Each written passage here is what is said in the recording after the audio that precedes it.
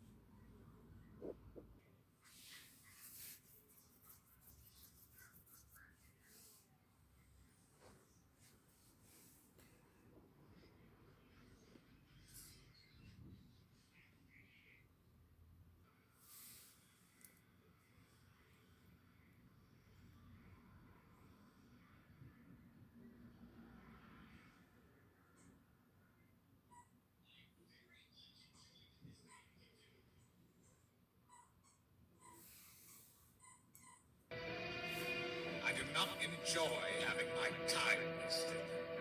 Slicer informs me that you have valuable information regarding the Terminus Blade. Information that even on... Know any more about the Terminus Blade than you. Slicer is lying.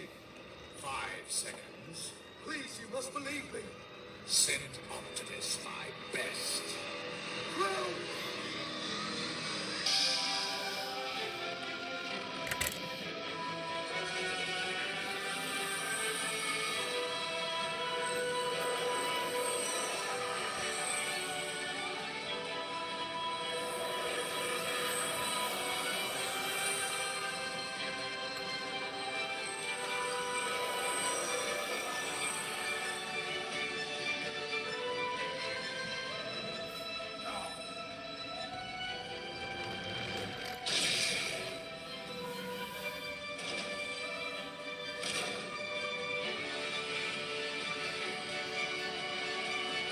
Quickly put on the brakes. The train stopped, and then a lot more snow came down on Helena and me. She was almost completely buried, and half of me was too. Albert couldn't move an inch. He wanted to, but he didn't dare in case he brought down some more snow.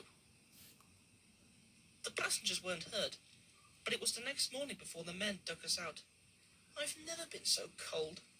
We soon got back to Havenwaite, and Albert stopped with his buffers at the mouth of the tunnel. The guard's whistle sounded. Albert didn't waste any time. He set off with a tremendous blast of steam, but the steam blew an enormous lump of snow off the tunnel mouth. It poured down and landed, whoomph, on his cab. Albert's driver quickly put on the brakes. The train stopped, and then a lot more snow came, but it was the next morning before the men dug us out. I've never been so cold. Albert never boasted about snow again. Perhaps, replied the coach. There were lots of us built for the furnace railway. That's your old line, so says Thomas's driver. That's right, smiled Edward. What's your name? Victoria, said the coach. When I was too old to work, I was made into a summer house in an orchard. Now a kind gentleman with a top hat says that I could be mended. Victoria hesitated. I think the, Fat Controller knew, she said. But he didn't say. Where did you work in the old days? Asked Edward. My friend knows you had many passengers off the steamer then, put in Edward. You'd be surprised, Victoria said. For some, it was the easiest way of getting from the town to the other side of the lake. Anyhow, on this winter's day, the snow wasn't too bad at the junction, too. Albert was hurrying, because when people got off the steamer, they had to catch other trains at our junction. Victoria paused. She chuckled to herself before she went on. Albert had been boasting about how good... Albert didn't waste any time. He set off with a tremendous blast of steam, but the steam blew an enormous lump of snow off the tunnel mouth. It poured down and landed, whoomph, on his cab. He wanted to, but he didn't dare in case he brought down some more snow. The passengers weren't hurt, but it was the next morning before the men dug us out. I've never been